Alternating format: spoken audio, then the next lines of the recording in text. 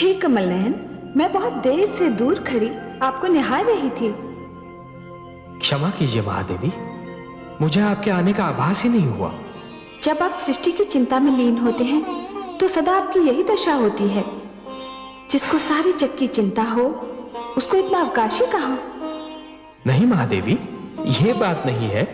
आप तो हमारे तन मन में रमी हुई हैं। बल्कि मैं तो ये कहूंगा कि जब भी मैं स्वयं को देखता हूं तो मुझे अपने भीतर भी आप ही की झलक दिखाई पड़ती है। परंतु हे कमल नयन, जिसके मुस्कुराते मुख की कल्पना मात्र से मन में कमल खिल उठते हो, उस मुख पर चिंता की छाया हो तो सारी सृष्टि अंधकार में डूबी लगने लगती है। आपने वामन रूप लेकर बलि के अहंकार को समाप्त कर दिया था। आपने उस संधि को फिर से प्रस्थापित कर दिखाया जिसके अंतर्गत सदा के लिए देवलोक पर देवताओं का, असुर लोक पर असुरों का और मानव लोक पर मानवों का आधिपत्य बना रहेगा। तो फिर हे क्षीर सागर वासी, आप किस चिंता में डूबे हैं?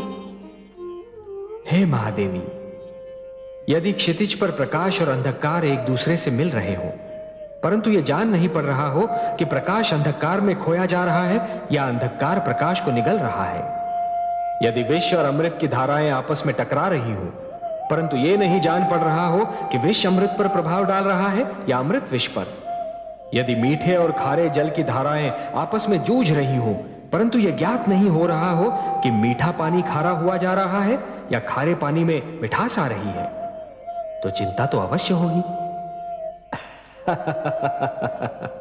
कहने का तात्पर्य यह है महादेवी कि इस समस्त घटना चक्र में एक ऐसी घटना घटी है जो नहीं होनी चाहिए थी। बल्कि मैं तो यह कहूंगा कि यह घटना ऐसी घटना है जिसका परिणाम बहुत समय उपरांत ही ज्ञात होगा। मैं समझी नहीं पद्मनाभ। महादेवी, असुर और मानव आक्रमणकारी और आक्रमण के लक्ष्य के रूप में ही सही, पर एक दूसरे के संपर्क में आ गए हैं। तो क्या हुआ कमल नयन? तो क्या हुआ महादेवी? यदि इस संपर्क के कारण असुरों में मानवों के गुण आ जाएं, तब तो अति सुंदर होगा। परंतु कहीं यदि मानव में असुरों के अवगुणों का समावेश हो गया तो यह एक बहुत बड़ी दुर्घटना होगी। मानव के मस्तिष्क में अहंकार भर जाएगा और वो स्वयं को ईश्वर मानने लगेगा। पर ऐसा क्यों होगा? मैंने कब कहा कि ऐसा होगा? महादेवी, क्या होगा ये तो विधाता ही जाने, पर ऐसा हो सकता है इतना तो मैं अवश्य सोच सकता हूं। और महादेवी, मेरी इस सोच का एक कारण भी है, और वो कारण यह है कि मानव जितना सुंदर है उतना ही उतावला, वो जितना बलवान है उतना ही दुर्बल, और उसका हृदय जितना विशाल है उतना ही वो लोभी भी है। और मेरी चिंता यह है महादेवी कि कहीं उसका उतावलापन, उसकी दुर्बलता और उसका लोभ उस पर विजय न पाले, जिससे उसकी अवनति हो जाए। और मानव की अधोगति का विचार मात्र ही मुझे व्याकुल कर देता है महादेवी। मैं मां हूं, धरती मां। मैं तुमको जिस युग की कथा सुना रही हूं वो बहुत अद्भुत युग था। शिक्षा, ज्ञान और विद्या की दृष्टि से वो महान युग था। धरती पर सरस्वती की कृपा की शीतल छांव बिखरी हुई थी। वशिष्ठ, अंगिरा और जमदग्नि जैसे महान ऋषि दोनों हाथों से विद्या का धन लुटा रहे थे। मानव लोक में उनके यश की धूम मची हुई थी। उनके आश्रम ज्ञान विज्ञान के मंदिर थे। नित दिन नए वैज्ञानिक आविष्कार हो रहे थे। विद्यार्थियों और शिक्षार्थियों की भीड़ इन आश्रमों की ओर यूं खिंच रही थी जैसे पुजारी तीर्थ स्थानों की ओर खींचते हैं। इन आश्रमों के द्वार सबके लिए खुले थे। ऋषियों की लोकप्रियता अपने शिखर पर पहुंच चुकी थी। उनकी धर्म संसद राजाओं का पथ प्रदर्शन करती थी। उनके आचरण पर कड़ी दृष्टि भी रखती थी। परंतु जैसा कि अक्सर देखा गया है, मनुष्य बहुत जल्दी प्रतिबंधों से घबरा जाता है।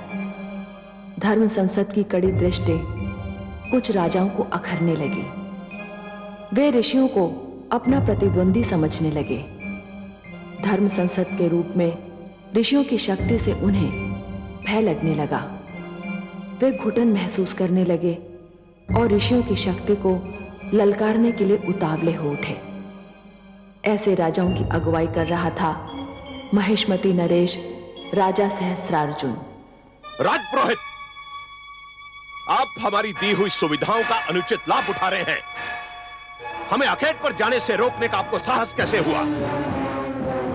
क्षमा करें महाराज, किंतु मैंने जो कुछ भी कहा आपके और समस्त राज्य के हित में कहा। ग्रहों की दशा इस बात की अनुमति नहीं देती कि कल आप आखेट पर जाएं। ग्रह दशा कहती है कि यदि आप आखेट पर गए तो कुछ भी अशुभ घट सकता है। मैं अच्छी तरह जानता हूं, यह ग्रह दशा, यह भविष्यवाणियां, यह लगन और यह समय का निर्धारण हम जैसे राजाओं पर अंकुश लगाने के बहाने हैं। इस ढंग से आप हमारी स्वतंत्रता को अपने वश में करने की चेष्टा करते हैं। ये सारे आडंबर आप जैसे विद्वान इसलिए रचते हैं कि हम जैसे राजा आपके अधीन रहें। मैं आखेट पर जाऊंगा और मेरे इस निर्णय को कोई नहीं बदल सकता।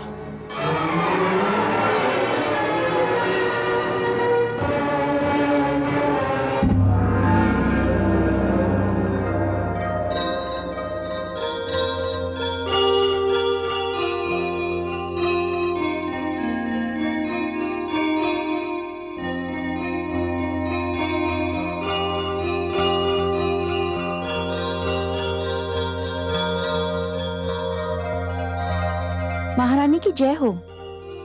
राजपुरोहित उपस्थित होना चाहते हैं। इतनी प्रातः? अभी तो सूर्योदय ही हुआ है।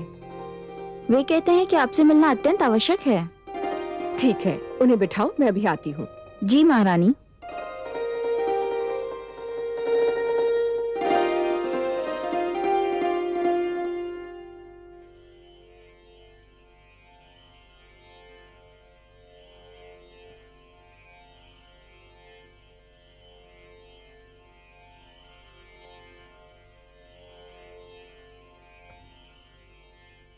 आप स्थान ग्रहण कीजिए।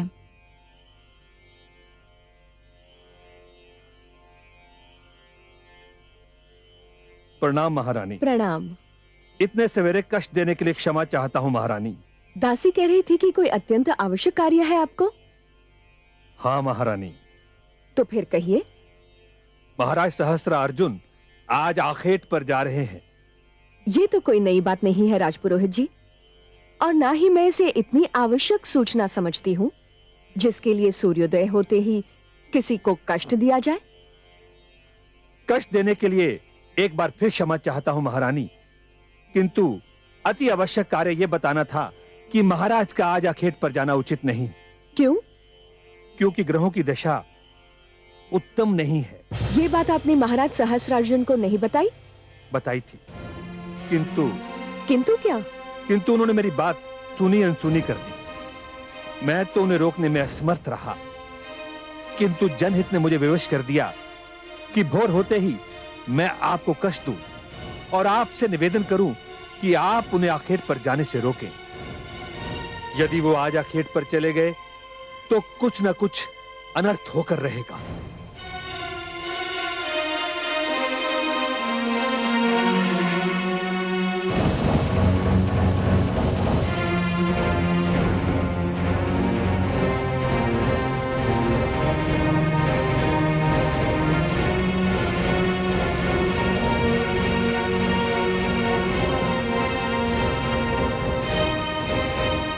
महारानी पधार रही है।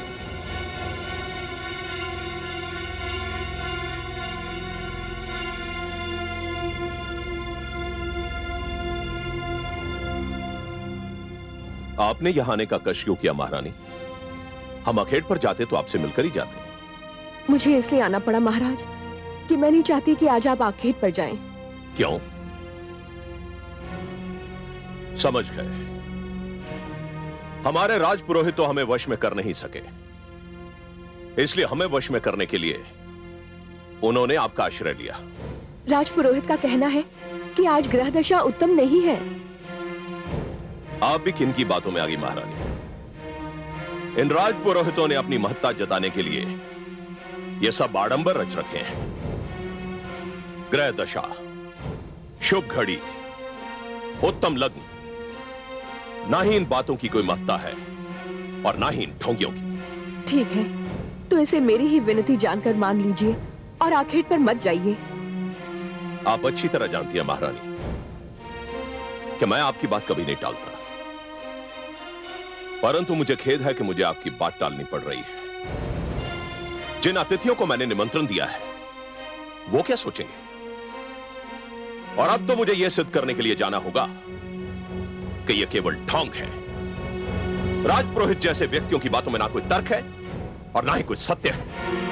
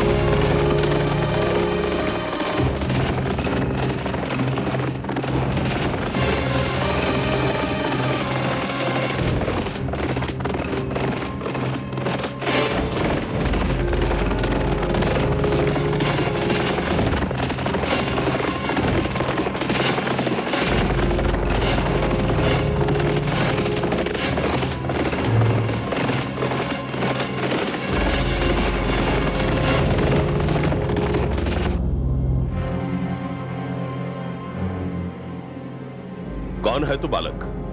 मैं ऋषि जमदग्नि का पुत्र कलश हूँ। तो हमारा मार्ग रोक के क्यों खड़ा है? हट जा सामने से।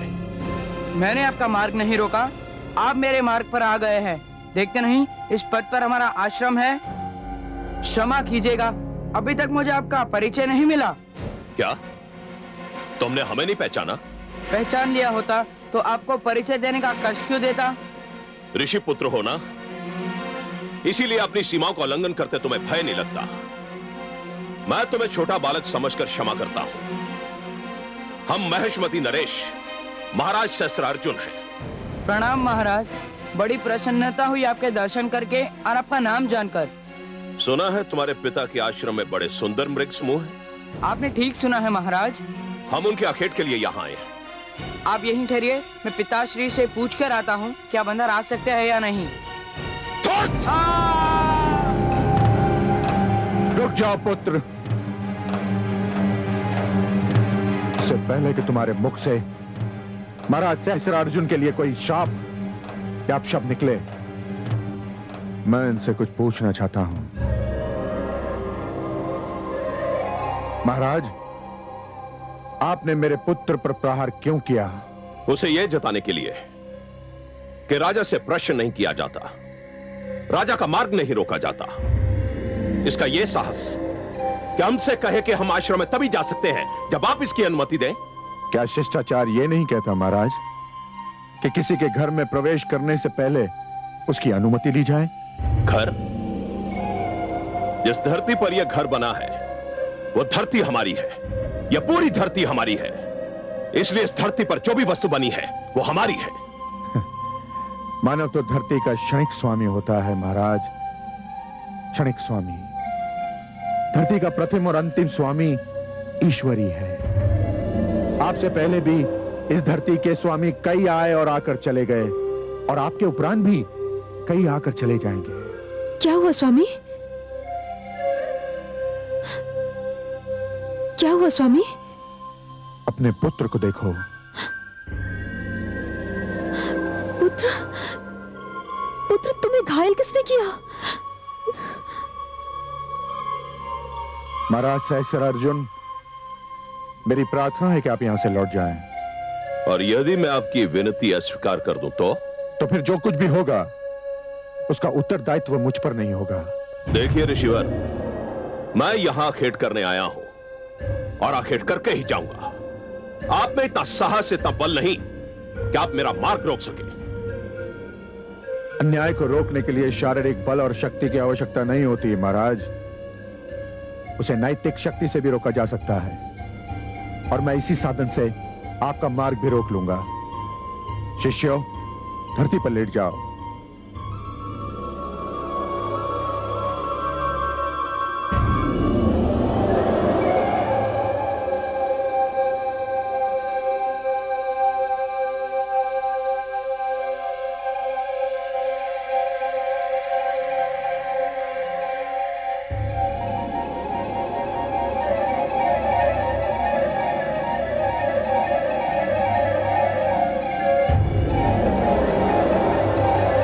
महाराज सहस्र अर्जुन, यदि आप में इतना साहस है, इतना बल है कि आप इनको कुचलकर मेरे आश्रम में जा सकते हैं, तो जाइए, जाइए।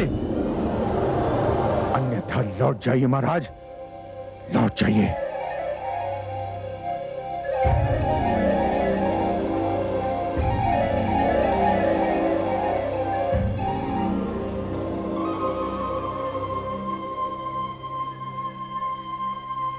चलो।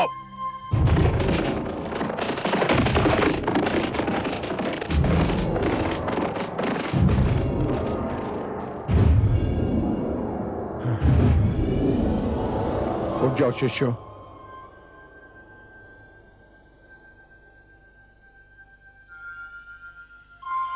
आओ पुत्र।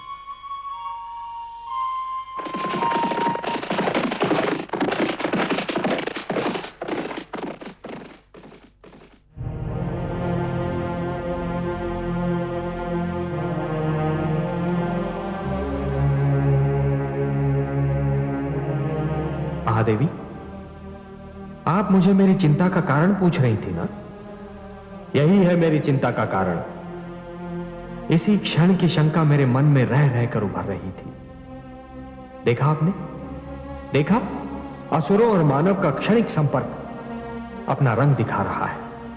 हाँ कमल नयन, मैं बड़े दुख से देख रही हूं कि जिस मानव को फांस भी चुभे तो आप व्याकुल हो जाते हैं, जिस मानव को तनिक भी कष्ट हो तो आपकी योग निद्रा तक टूट जाती है, वही मानव आज ये भूलकर अपनी तेज, अपने यश और अपनी शक्ति पर इतरा रहा है।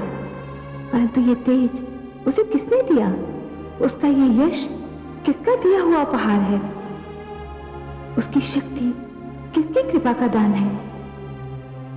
मैं मानव कथा के इसी मोड़ से चिंतित रहता हूं महादेवी।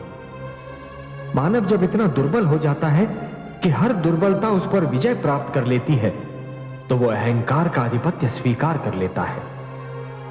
महादेवी, जब दिन डूब जाता है और अंधकार छा जाता है, तो हर वो वस्तु जो प्रकाशमान थी अंधकार में लुप्त हो जाती है। महादेवी, वो वस्तु होती अपने ही स्थान पर है, परंतु केवल अंधकार के कारण दिखाई नहीं देती। उसी प्रकार जब मानव मस्तिष्क में अहंकार का आधिपत्य जम जाता है महादेवी, तो मानव अपनी ही सीमाओं को लांघ जाता है। वो जिन नियमों का पालन कर रहा था, वो नियम भी कहीं खो जाते हैं। ये सीमाओं का उल्लंघन और नियमों का भूल जाना एक दुखद कथा का आरंभ होता है महादेवी। हे कमल नयन, मानव आपको दुख दे रहा है, इसमें उसका कोई भला नहीं। बड़ा दुखद होगा वो दिन जब आपको मानव के विरुद्ध कोई पग उठाना पड़ेगा। यही भय मुझे भी लग रहा है महादेवी, यही भय मुझे भी लग रहा है। मैंने सदैव मानव की रक्षा की है, उसे कृपादान दिया है, पर लगता है कि मानव उन्हें भूल रहा है। महादेवी, आप जानती हैं कि मानव के दुख की गाथा कहां आरंभ होती है? जब मानव मानव से टकराता है, जब वो मानवता को भूलकर दूसरे मानव का शत्रु बन जाता है। हे प्रभु, इसमें आपकी क्या भूमिका होगी? महादेवी, आप सदैव मुझे दोषी के विरुद्ध और निर्दोष के साथ ही पाएंगी, अत्याचारी से दूर और दुर्बलों के साथ ही पाएंगी। यही होता रहा है और यही होता भी रहेगा।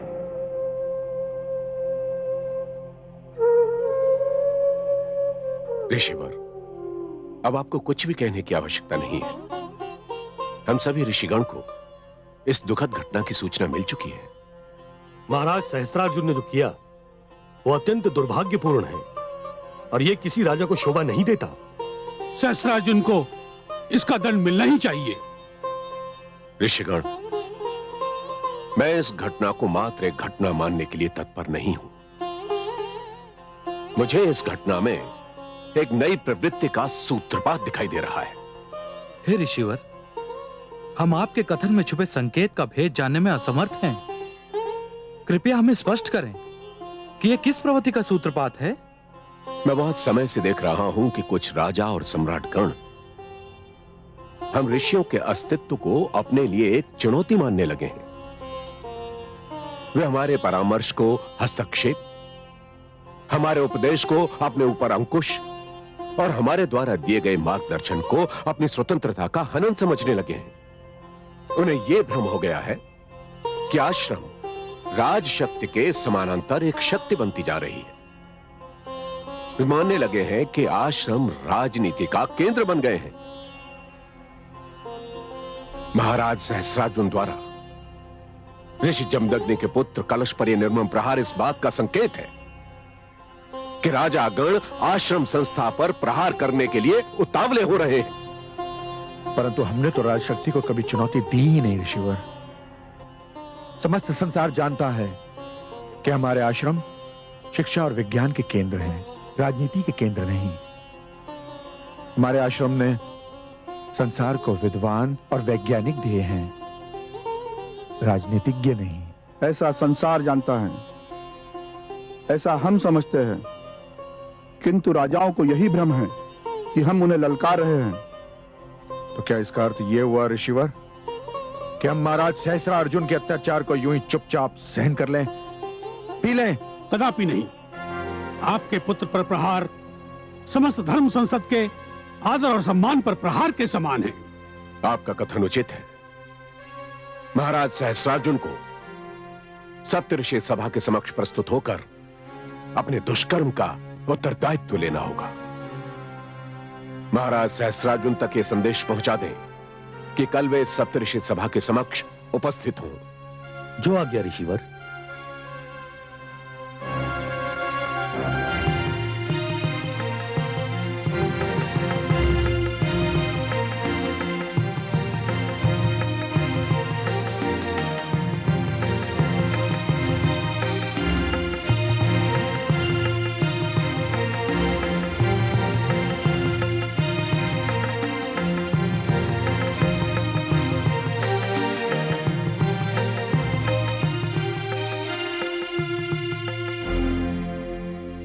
आप तो अकारणीय भयभीत हो रहे थे राजपुरोहित जी।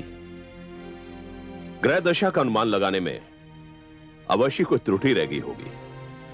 नहीं महाराज, मेरे अनुमान में कोई त्रुटि संभव नहीं है। हमें तो कुछ भी नहीं हुआ राजपुरोहित जी।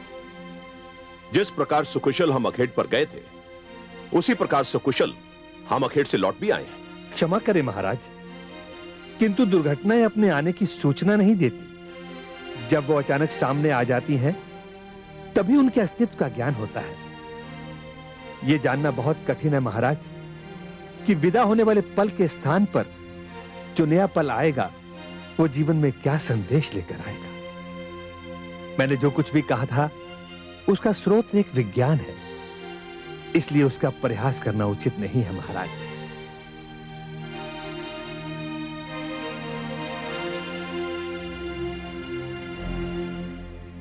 महिष्मति नरेश की जय हो। धर्म संसद से एक ऋषिवर सप्तऋषि सभा का संदेश लेकर आए हैं।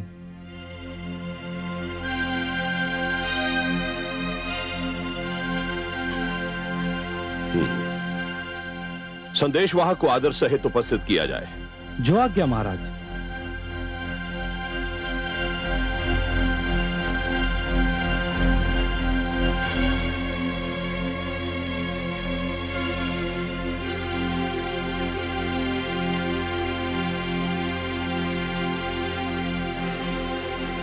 प्रणाम महाराज सहस्त्रार्जुन। मैं आपके आगमन का उद्देश्य जानना चाहता हूं।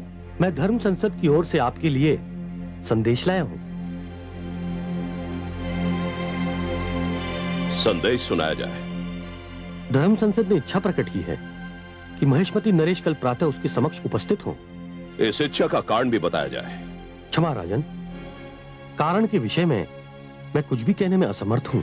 और यदि मैं धर्म संसद की इच्छा का आदर करना अस्वीकार कर दूं तो? नहीं महाराज, नहीं। ऐसा कोई भी निर्णय लेना सर्वथा अनुचित होगा। यदि सप्तर्षियों ने इच्छा व्यक्त की है तो हमें ऋषियों की इच्छा से आदेश की दुर्गंध आ रही है और हम नहीं चाहते कि ऋषि हमें आदेश दे। इसलिए जाकर कह दो ऋषियों से कि हमें उनका निमंत्रण स्वीकार नहीं है। जैसी महाराज की इच्छा, परंतु मेरा एक परामर्श है कि इस प्रकार का कोई निर्णय करने से पहले आप अपने महामंत्री व अन्य सामंतों से विचार विमर्श अवश्य कर लें। प्रणाम। ठहरिए ऋषिवर, ठहरिए। महाराज, धर्म संसद का तिरस्कार बुद्धिमता न होगी। धर्म संसद के निमंत्रण पर न जाना रोष का कारण बन जाएगा। आप कहना क्या चाहते हैं? प्रजा धर्म संसद का बहुत आदर करती है। यदि धर्म संसद का अपमान हुआ तो प्रजा विद्रोह भी कर सकती है। आप जाइए ऋषिवर, महाराज धर्म संसद के समक्ष अवश्य प्रस्तुत होंगे। प्रणाम। आपने ये अधिकार?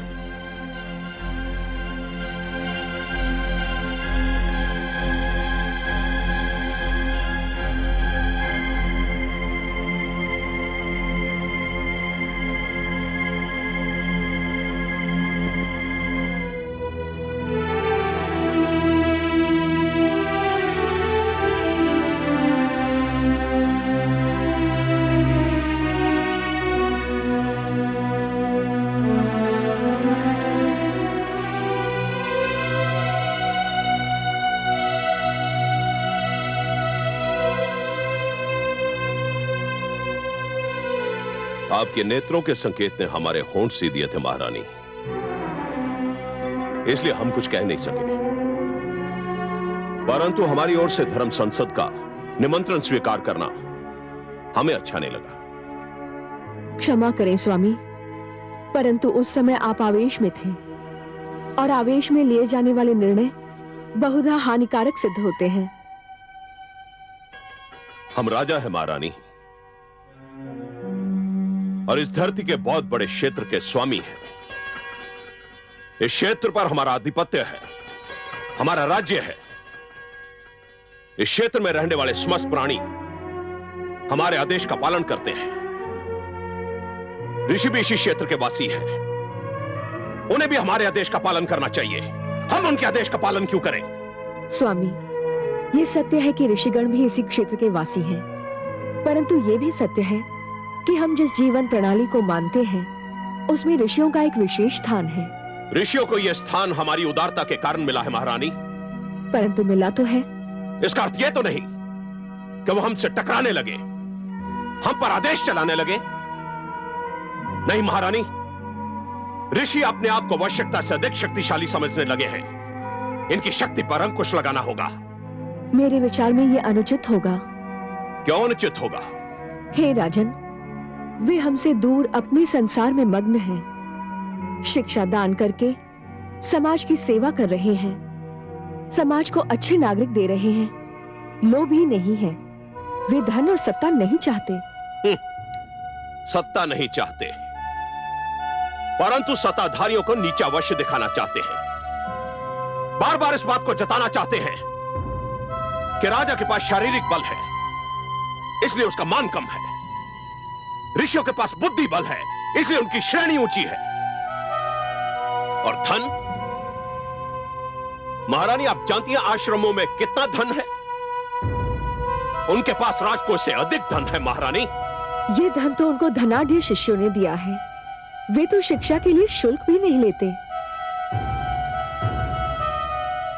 आप कुछ भी कहें महारानी, मेरा वहां जाने को मन नहीं करता। परंतु बुद्धिमता की यही मांग है। यदि आप समझते हैं कि ऋषिगण राजशक्ति को ललकार रहे हैं, तो भी आपका उनके पास जाना और हर बात को तर्क की तुला में तोलना आवश्यक है। मैंने बस यही सोचकर आपकी ओर से उनका निमंत्रण स्वीकार कर लिया था। और मेरी विनती है, मुझे विश्वास है कि आप मेरी लाज रखेंगे।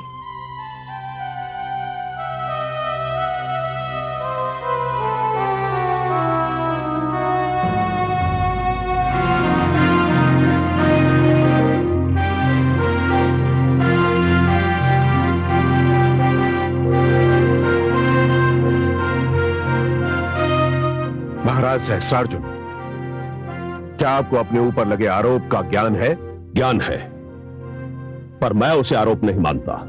इसका अर्थ यह हो कि आप एक निशस्त्र और निर्दोष बालक को घायल करना अपराध नहीं मानते। वो निशस्त्र अवश्य था, निर्दोष नहीं।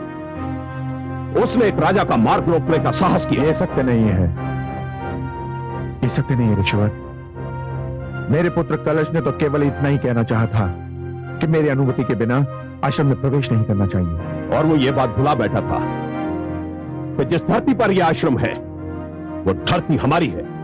मैं पहले भी कह चुका हूं महाराज, इस धरती का स्वामी केवल ईश्वर है। और उसी ईश्वर ने यह धरती हमें दी है, और हमने उदारता और तयवश धरती का टुकड़ा आश्रम को दान में दिया है। यदि आपने ये भूमि दान कर ही दी है राजन, तो इस पर से आपका अधिकार समाप्त हो गया। और एक राजा के लिए दान में दी हुई भूमि पर अधिकार जमाना लज्जाजनक होता है। और हे महाराज सहस्रार्जुन, आप ये न भूलिए कि यदि आपने हमें और हमारे आश्रमों को धरती के कुछ टुकड़े दान में दिए हैं, तो हमने और हमारे आश्रमों ने भी आपको और आपके समाज को बहुत कुछ दिया है। हमने शिक्षा दी है, ज्ञान दिया है, संयम दिया है, सुशील बनाया है, सुनियोजित जीवन बिताने का मार्ग दिखाया है और न्यायप्रिय राज्य की परिकल्पना की है। और ये राज्य हमने अपने बाहुबल और शस्त्र शक्ति से प्राप्त किए हैं। ये शस्त्र शास्त्र और इन शस्त्रों का उपयोग भी आपको इन्हीं आश्रमों ने सिखाया है। महाराज सहस्रार्जुन, आप दोषी हैं और आप अपना आरोप स्वीकार भी कर चुके हैं। इसलिए मैं इस धर्म संसद की ओर से आपके लिए इस दंड का प्रस्ताव कर रहा हूं कि आपने जबदंग निपुत्र कलश को आघात पहुंचाया है, इसलिए आप उनसे क्षमा मांगे। मैं ये दंड स्वीकार करता हूं। और सत्य बात तो यह है ऋषिवर कि मैं इस धर्म संसद को दंड देने का अधिकारी नहीं समझता। महाराज सहस्रार्जुन, आपने अनुशासन भंग करके दूसरा अपराध किया है और इसका दंड जानते हैं आप? आपको सिंहासन से उतारा जा सकता है। यदि प्रजा को यह ज्ञात हो गया कि आपने धर्म संसद के आदेश को नहीं माना, तो जिस राज सिंहासन, जिस राज शक्ति और जिस मुकुट के कारण प्रजा आपके समक्ष नतमस्तक होती है, वो आपको इन सब से वंचित भी कर सकती है। और इस राज्य में विद्रोह की ऐसी ज्वाला भड़केगी कि आपको उसे बुझाना असंभव हो जाएगा। क्षमा ना मांगने की स्थिति में हम आपके दूसरे अपराध का दंड अभी घोषित कर देंगे। मैं अपना आरोप स्वीकार करता हूं और ऋषिपुत्र कलश से अपने व्यवहार के लिए क्षमा याचना करता हूं। ऋषिपुत्र कलश, क्या आप महाराज सहस्रार्जुन को क्षमा प्रदान करते हैं? हाँ ऋषिवर, मैं महिष्मती नरेश महाराज सहस्रार्जुन को मुझ पर हाथ उठाने के अपराध के लिए क्षमा प्रदान करता हूँ और आशा करता हूँ कि वे इस भूल को भविष्य में कदापि न दोहराएंगे। स्वस्ति, स्वस्ति, स्वस्ति।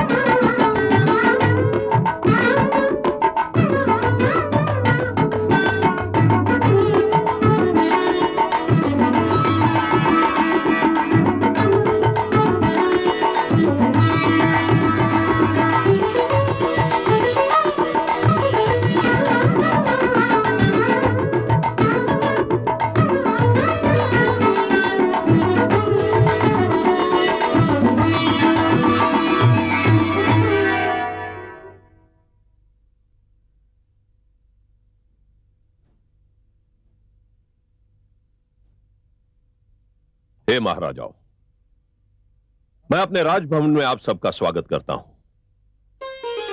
मैं आपके पराक्रम से, आपके यश से, आपके शौर्य से भली भांति परिचित हूं। आप उसी प्रकार पृथ्वी की शोभा बढ़ाते हैं जिस प्रकार सूर्य और चंद्रमा नवमंडल की शोभा बढ़ाते हैं।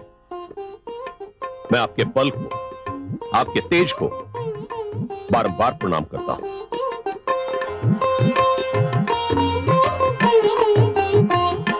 हे महेशमती नरेश, महान सम्राट सहस्रा अर्जुन, हम बता नहीं सकते कि आपका निमंत्रण पाकर हम कितने प्रसन्न हुए। हमें लगा इतनी महानता पाल लेने के बाद भी आप हम जैसे राजाओं को भूले नहीं। नहीं मेरे पूज्य अतिथिगण, आप सब महान हैं। मेरे औपचारिक निमंत्रण पर, मेरे बुलाने पर भी आप सब यहां आ गए। ये महानता नहीं तो और क्या है? हमें आशा है कि आप अपने निमंत्रण का कारण भी बताएंगे। अवश्य। हे आदरणीय राजाओं, मैंने आपको इसलिए कष्ट दिया है कि मैं आपके साथ ऋषियों के आचरण और आश्रम की बढ़ती हुई शक्ति के बारे में विचार विमर्श करना चाहता था। हाँ, हमें समाचार मिल चुका है कि धर्म संसद ने आपको दंड दिया है। दंड? आप इसे दंड कहते हैं? नहीं, अपमान है ये, खुला अपमान। और ये अपमान केवल सम्राट सहस्रा अर्जुन का ही नहीं था, एक ऐसी चुनौतीपूर्ण ललकार थी जिसकी गूंज हमारे जनपदों तक भी पहुंच चुकी है। ऋषि ये बताना चाहते हैं कि वो हमसे कई अधिक बलवान हैं। मुझे प्रसन्नता है कि मुझे इस अप्रिय घटना की व्याख्या नहीं करनी पड़ी। आप स्वयं समझ गए। हम ये भी समझ गए हैं कि ये केवल आपका नहीं, हम सबका अपमान है। हमारी शासन प्रणाली का अपमान है, मुकुट का, सिंहासन का, सत्ता के महान प्रतीकों का अपमान है। आज जो महाराज सहस्रा अर्जुन के साथ हुआ है, कल हम में से किसी के साथ भी हो सकता है। मैं यही जानना चाहता था कि ऐसी अप्रिय घटना दोबारा ना हो, आप में से किसी के साथ भी ना हो। उसके बारे में हमें क्या करना चाहिए? वो तो हम नहीं जानते, हम तो बस ये जानते हैं कि आप जो भी करें हम आपके साथ हैं महाराज। हमारे मस्तिष्क में एक योजना है। हमारी प्रजा को यह बात कदापि ज्ञात नहीं होनी चाहिए कि हम ऋषियों के विरुद्ध पग उठा रहे हैं अथवा उन्हें दंडित कर रहे हैं। उन्हें यही लगना चाहिए कि ऋषि क्रोधित और उत्तेजित होकर हमारे विरुद्ध उठ खड़े हुए हैं। ये कैसे संभव होगा? बड़ी सरलता से हमें उन्हें उत्तेजित करना होगा। राजकोष से जो उन्हें सहायता मिलती है उसे बंद करना होगा। जनहित के नाम पर आश्रमों पर कर लगाना होगा और प्रजा से यह कहना होगा कि यदि कृषक और भूमि के स्वामी कर देते हैं तो ऋषियों को इस बात से छूट क्यों दी जाए? यह सब आश्रमों और ऋषियों की शक्ति को कम करने के ढंग। वाह, ऐसी योजना तो केवल आपके जैसा महान मस्तिष्क ही सोच सकता है महाराज सहस्रा अर्जुन। इस योजना की पूर्ति के लिए पहला पग मैं स्वयं उठा रहा हूं और कल ही उठाने जा रहा हूं। क्या करने जा रहे हैं आप? हमें नहीं बताएंगे? आपसे कुछ भी छुपाने का कोई अर्थ नहीं। जो मैं करने जा रहा हूं, जब वो हो जाएगा तो आपको देखकर और सुनकर बहुत आनंद आएगा।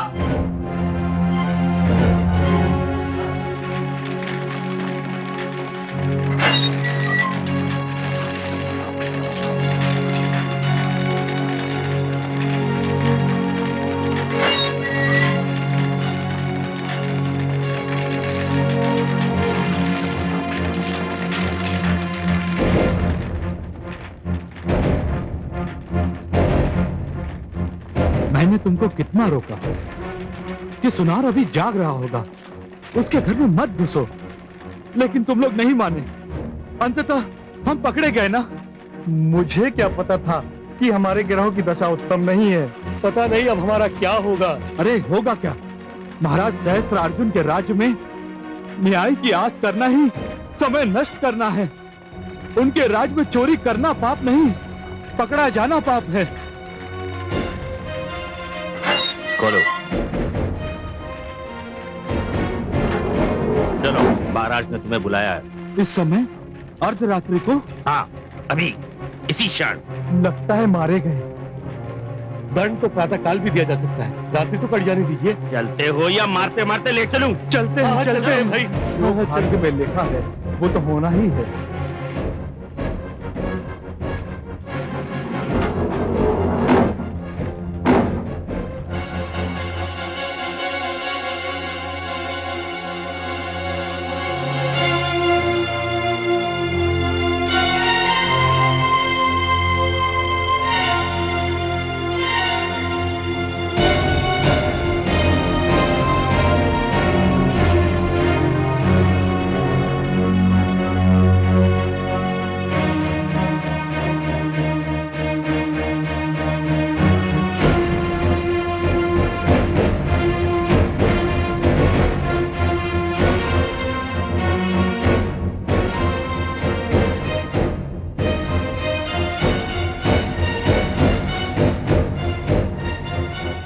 महाराज की जय हो।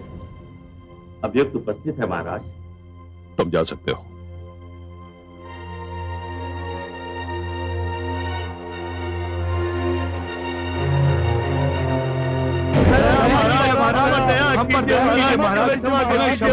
महाराज, हम अपने बाल बच्चों की सौगंध खाकर कहते हैं महाराज कि अब हम भविष्य में कभी चोरी नहीं करेंगे। बस एक बार हमें सुधरने का अवसर दे महाराज, सदा हम आपके आभारी रहेंगे महाराज।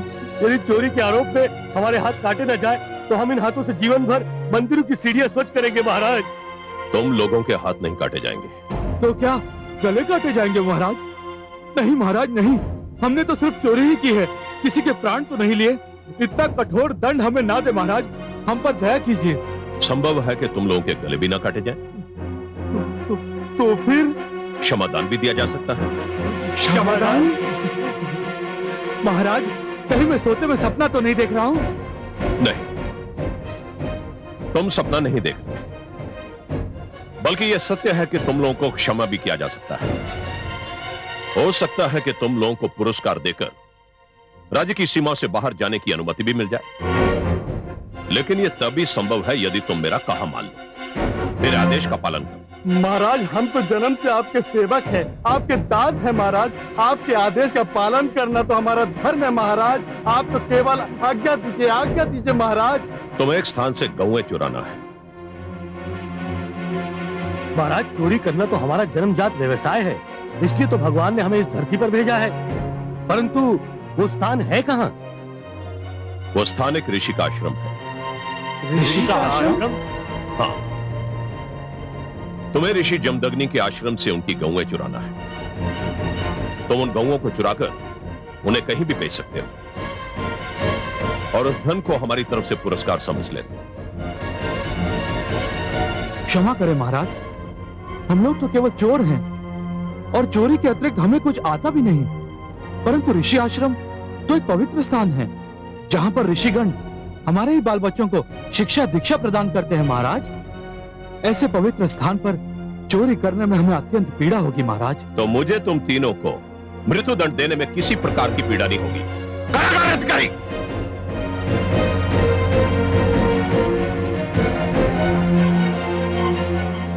आज्ञा महाराज। इन तीनों को ले जाओ और भोर होने से पहले इनका वध कर दो। हमें सब स्वीकार है महाराज, जो आप कहें वह सब स्वीकार है। हम अभी जाते हैं, चोरी करते हैं महाराज। हम आपके आदेश का पालन करेंगे महाराज। जान लो, अगर हमारे साथ किसी प्रकार का कोई छल किया तो उसका परिणाम अच्छा नहीं होगा। जाओ। ठीक है महाराज, धन्यवाद महाराज।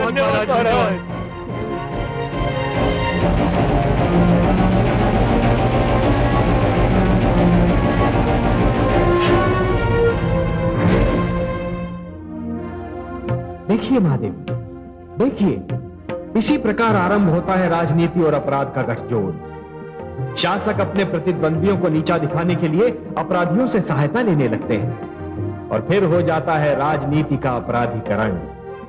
राजनीति में अपराध का प्रवेश समाज के लिए हानिकारक है, राष्ट्र के लिए हानिकारक है। और फिर अपराध का राजनीतिकरण?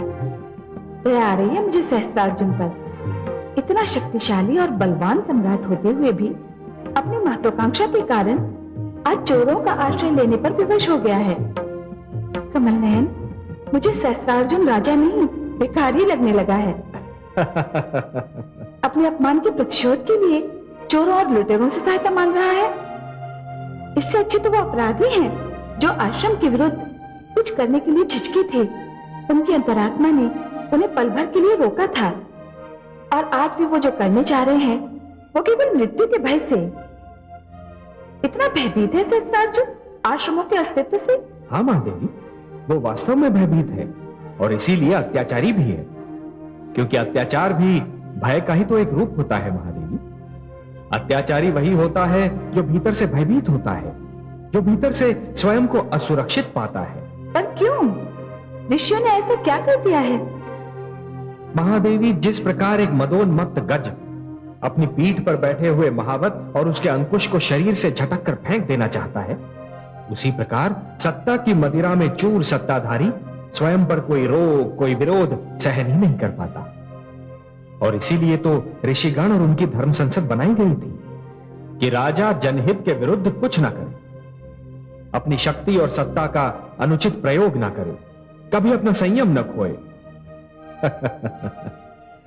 परंतु दुर्भाग्य से महादेवी, सहस्रार्जुन इसे अपनी स्वतंत्रता पर लगा हुआ पहरा समझ बैठा है। परंतु हे कमल नयन, दुख का विषय तो यह है कि ऋषिगण भी मानव हैं और सहस्रार्जुन भी। जो भी हो रहा है उसके फलस्वरूप तो मानव ही मानव से टकराएगा ना। फिर कोई भी जीते कोई भी हारे, वास्तविक हार तो मानवता की ही होगी। महादेवी, यदि ब्रह्मा का यही निर्णय है तो यही सही। पर यह तो आप देख ही रही हैं ना कि टकराने वाले दो मानवों में से एक के पास बाहुबल है तो दूसरे के पास बुद्धि बल, एक के पास शस्त्र है तो दूसरे के पास शास्त्र। देख रही हूँ कमल नयन, और ये भी देख रही हूँ कि युद्ध में बुद्धि वो कार्य नहीं कर सकती जो भुजा करती है। शास्त्र शस्त्रों की भांति प्रहार नहीं कर सकते। जानता हूं प्रिय, और इसीलिए मैं समस्त मानव लोक को नष्ट नहीं होने दूंगा। मैं उनकी रक्षा करूंगा जो असहाय हैं, दुर्बल हैं, परंतु मानवता को जिनकी आवश्यकता है।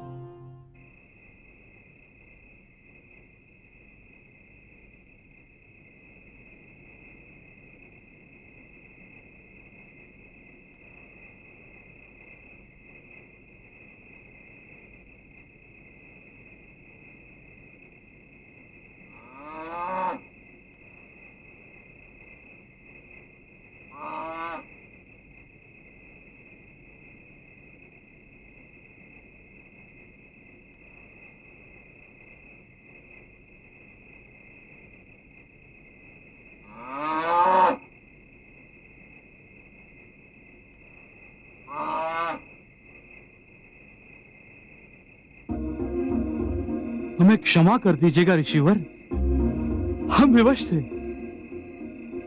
हम जो भी कर रहे हैं उस पर हमारी अंतरात्मा हमें धिक्कार रही है। परंतु चोरी हम अपने प्राणों को बचाने के लिए कर रहे हैं।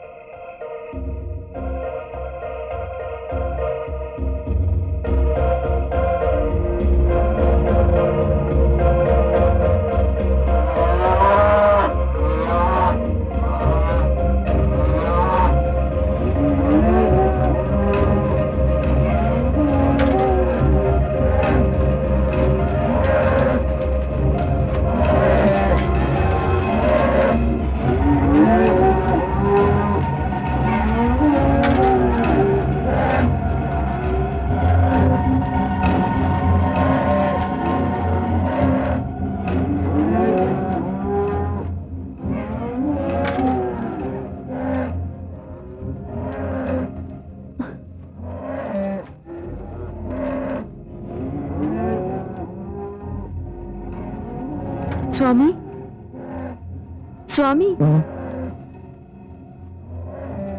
क्या हुआ देवी? ये असमय कौवे क्यों रंभा रही हैं? अंधेरे में कुछ देख लिया होगा, अन्यथा इस आश्रम में तो कोई भय नहीं। मैं देखती हूँ। नहीं नहीं, तुम कष्ट ना करो, तुम गर्भावस्था में हो, तुम विश्राम करो, सो जाओ, तो अपने आप चुप हो जाएंगे।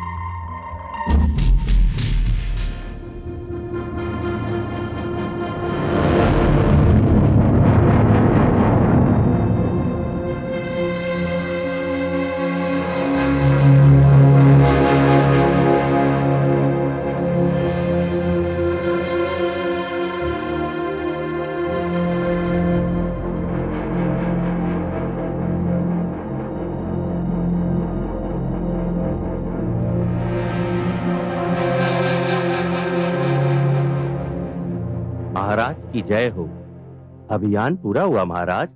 आपके ये तीनों दास अपने कार्य में सफल होकर लौटे हैं। हम बहुत प्रसन्न हुए।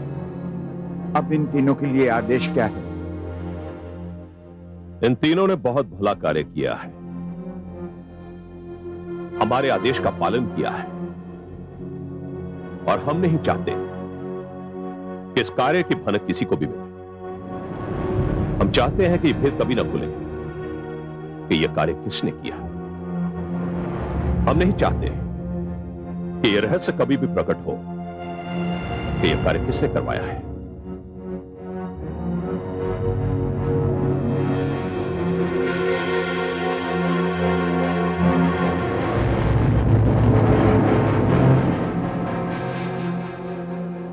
इस कारण महामंत्री, सूर्य निकलने से पहले इन तीनों के सिर काट दिए जाए।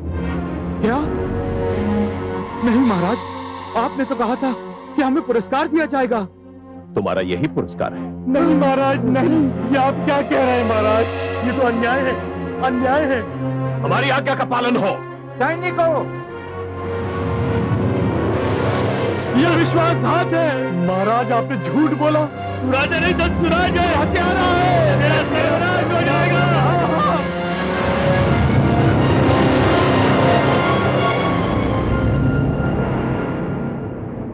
राजा को ईश्वर के अधिकार प्राप्त होते हैं, और ईश्वर कभी भूल नहीं करता।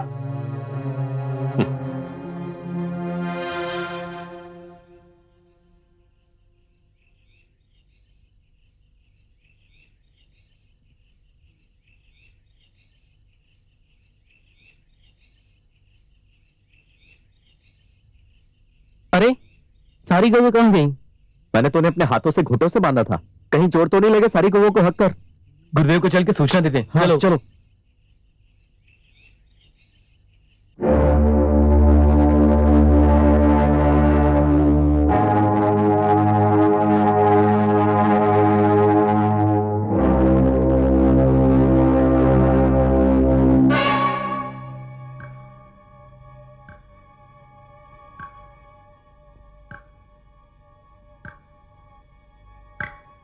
प्रणाम महाराज।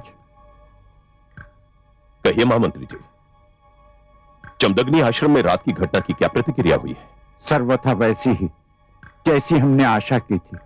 आश्रम में सनसनी फैली हुई है। कोई कल्पना भी नहीं कर सकता था कि आश्रम की गौएं भी चुराई जा सकती हैं। इसका अर्थ यह हुआ कि आश्रम स्वयं को असुरक्षित और आतंकित पाने लगेंगे। 100%। आपका लक्ष्य 100% पूरा हो गया। यहां मुझे आपसे मतभेद है महामंत्री जी। मेरा लक्ष्य अभी पूरा नहीं, प्रारंभ हुआ है। अर्थात आप कुछ और भी करना चाहते हैं? हां महामंत्री जी, हम जो कुछ करना चाहते हैं उसके लिए आपको हमारा आदेश लेकर ऋषि जमदग्नि के आश्रम जाना होगा। जी, मुझे? हां महामंत्री, स्वयं आपको।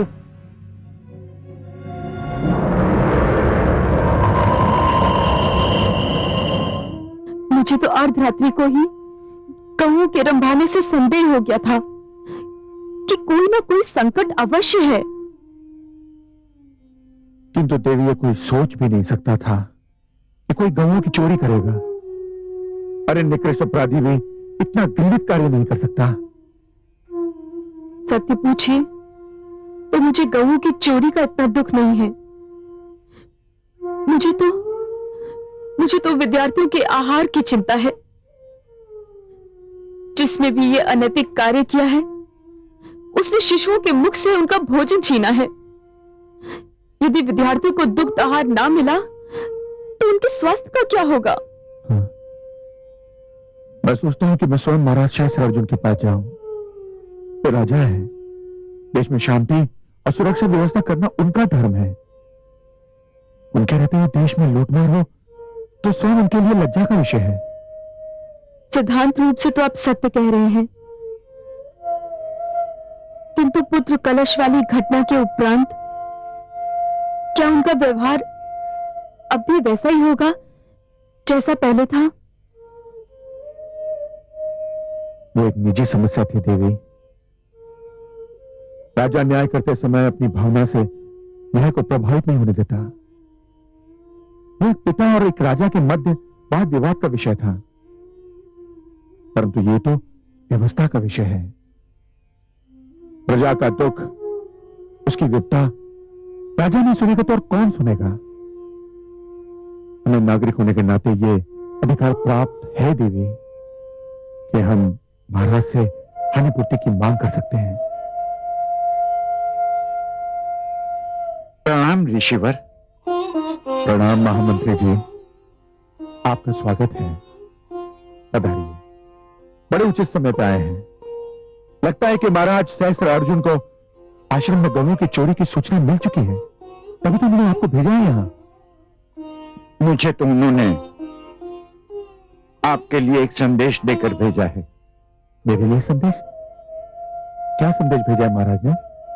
ऋषिवर,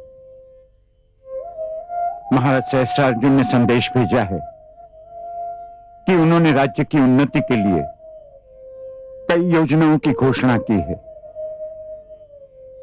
प्रजा की सुविधा के लिए यातायात के आधुनिक साधन, कृषकों की सहायता के लिए नए बांध इत्यादि इनमें प्रमुख हैं। इन योजनाओं के लिए बहुत अधिक धन की आवश्यकता है। परंतु महामंत्री जी, आप ये सब बातें मुझसे क्यों कह रहे हैं? आप कहना क्या चाहते हैं? ऋषिवर, महाराज इस निष्कर्ष पर पहुंचे हैं कि जनहित की योजनाओं के लिए धन जुटाने के उद्देश्य से अनावश्यक व्यय बंद करने होंगे। इसलिए उन्होंने ये निर्णय लिया है कि आपके आश्रम को जो आर्थिक सहायता राजकोष से मिल रही है वह स्थगित कर दी जाए।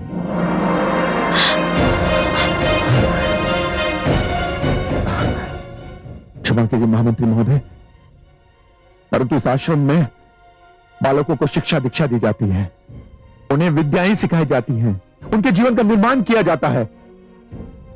और यदि महाराज इस पर व्यय होने वाले धन को अनावश्यक और व्यर्थ समझते हैं तो मेरी सहानुभूति है उनके साथ। महाराज तो ये भी भली भांति जानते हैं कि जो कुछ भी धन वो मुझे देते हैं, मैं अपने और अपने परिवार के पोषण पर नहीं बल्कि इन विद्यार्थियों और शिक्षार्थियों के खान पान रहन सहन पर व्यय करता हूं।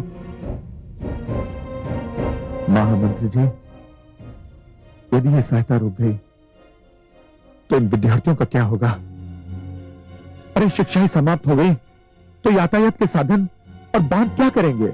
ऋषिवर, मुझे खेद है कि मैं आपके इस प्रश्न का उत्तर नहीं दे सकता।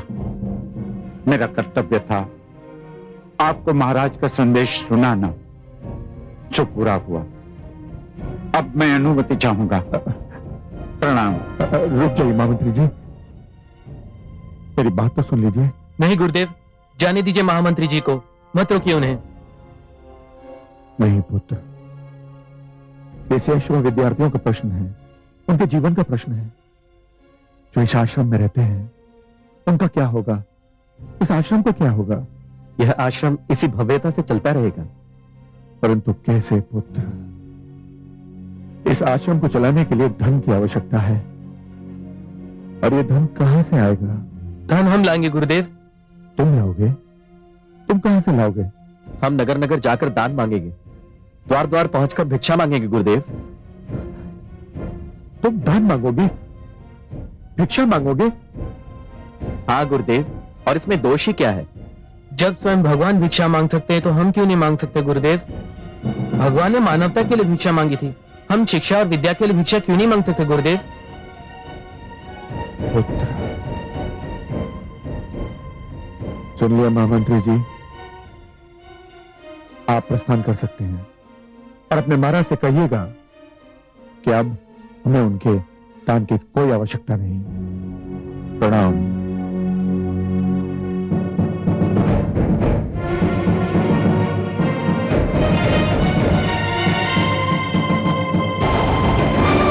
मैंने अपने जिस अभियान की आप लोगों से चर्चा की थी उसका रूप तो आपने देख ही लिया है। मैंने अपने अभियान का पहला चरण पूरा कर लिया है। वास्तव में आपकी दूरदर्शिता सराहनीय है। एक ही प्रहार में आपने आश्रम की शक्ति आधी कर दी है। आश्रम की आर्थिक सहायता बंद करके आपने उनके बल का मुख्य साधन समाप्त कर दिया है। परंतु ऋषि जमदग्नि के शिष्यों ने भिक्षा मांगने का निर्णय लेकर उस हानि का तोड़ भी सोच लिया है। तोड़? राजकोष से जो धन मिलता था, भिक्षा से क्या उसका 10वां भाग भी जुटा पाएंगे ये मूर्ख ऋषि? कदापि नहीं। इसकी तो कल्पना भी व्यर्थ है। मित्रों, मैंने राह दिखा दी है। आगे बढ़ने की बारी आपकी है। हमें ऋषियों का अहंकार तोड़ना है और उनके आश्रमों को विध्वंस करना है। पर हमें क्या करना होगा? वही जो मैंने किया है। आप अपने अपने राज्य में आश्रमों की आर्थिक सहायता बंद कर दें और नए कर लगाएं, और जो भी आश्रम कर देने में असमर्थता व्यक्त करे उसे फूंक दें। हमें ऋषियों के आतंकवाद को समाप्त करके ही दम लेना है। अवश्य, ये बहुत ही आवश्यक है। हम आपसे पूर्णतः सहमत हैं। हाँ, हम आपसे पूर्णतः सहमत हैं।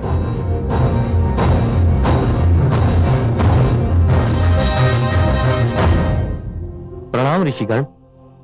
क्या समाचार लाए हो शिष्य? ऋषिगण, मैं ऋषि जमदग्नि के आश्रम से आ रहा हूं। वहां एक ऐसी घटना घटी है जिसके कारण पूरे राज्य में असंतोष फैलने लगा है।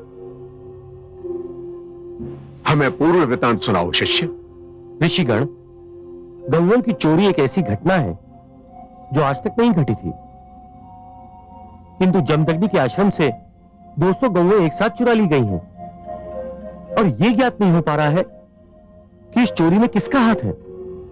गौओं की चोरी? क्या यह संभव है ऋषिवर? मुझे तो तनिक भी विश्वास नहीं हो रहा, क्योंकि गौओं का मोल भाव तो सार्वजनिक रूप से होता ही नहीं है।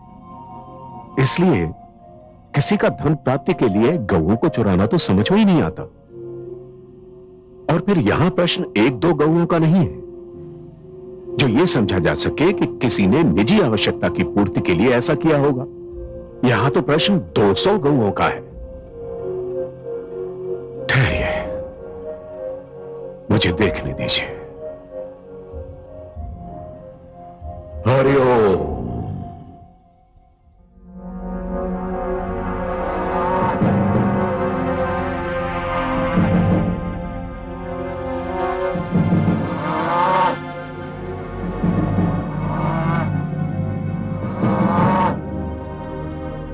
इन गौओं की अच्छे से देखभाल की जाए, इन्हें चरने के लिए बाहर न ले जाया जाए, और इस बात का सदैव स्मरण रहे कि प्रजा की दृष्टि इन पर कदापि नहीं पड़नी चाहिए। जो आज्ञा सेनापति जी।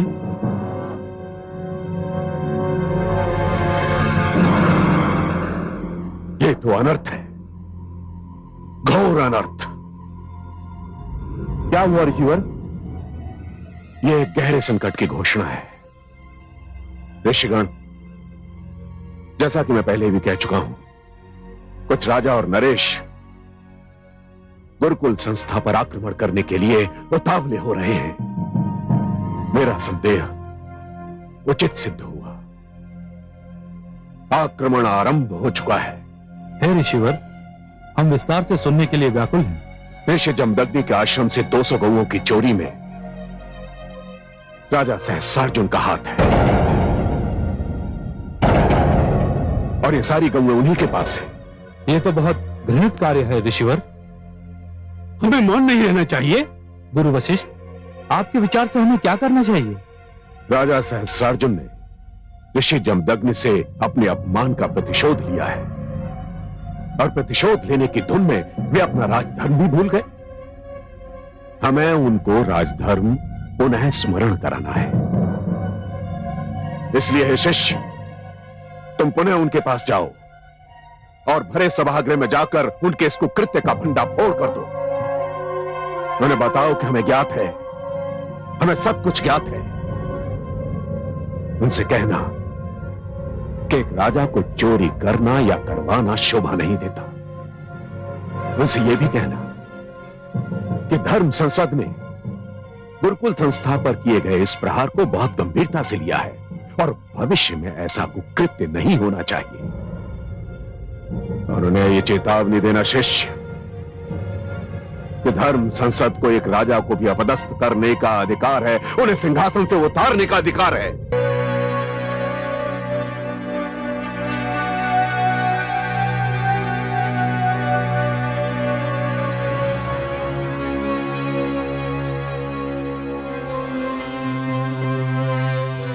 स्वामी,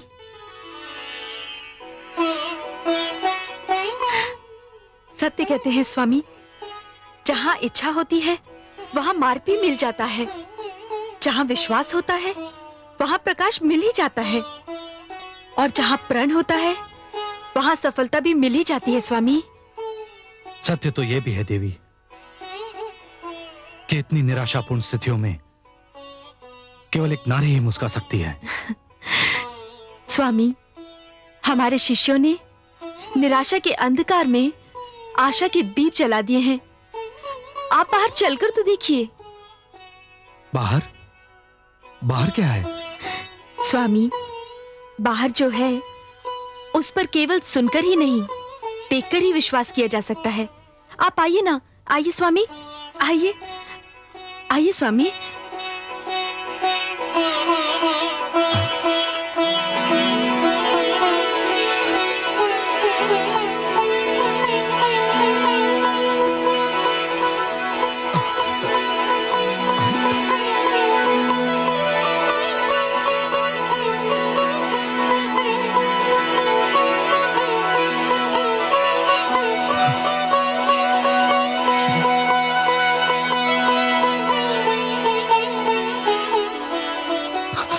ये सब क्या है देवी? ये सब क्या है? ये तो आप इनसे पूछिए स्वामी।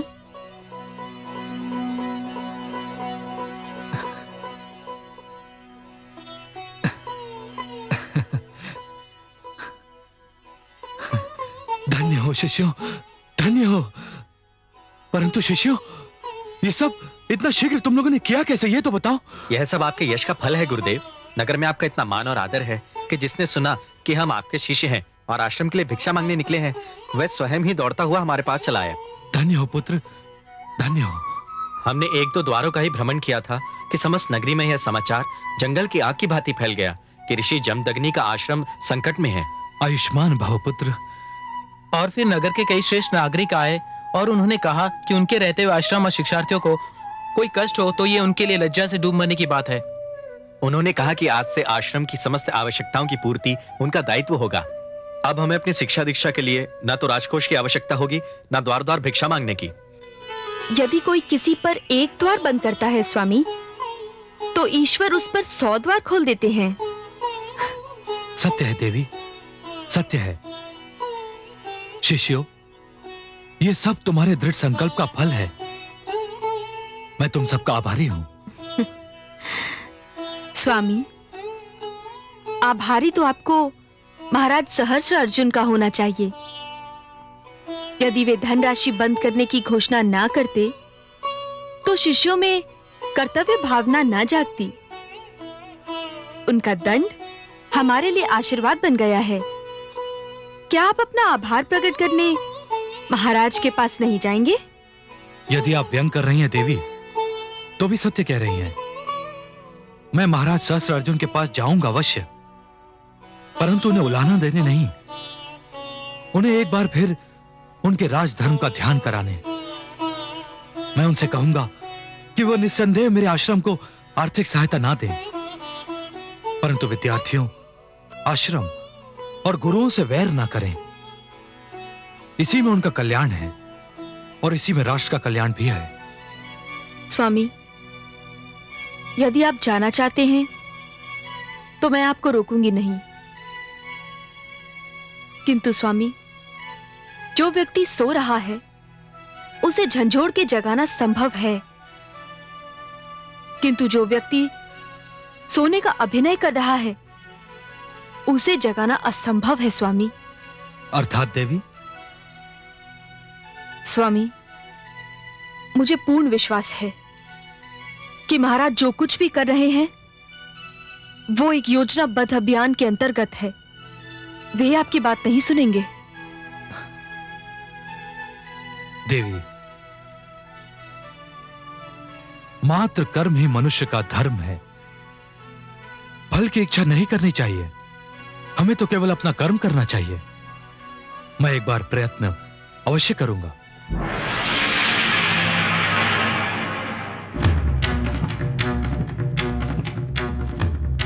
महेशमती नरेश की जय हो। महाराज ऋषि जमदग्नि पधारे हैं और आपसे मिलने की अनुमति चाहते हैं। महाराज ऋषि जमदग्नि वो यहाँ क्यों आए हैं? क्या गवों की चोरी की सूचना देने? मैं जानता हूं क्यों आए हैं ऋषि जमदग्नि यहां। ये यहां स्थगित आर्थिक सहायता पुनरारंभ कराने आए हैं।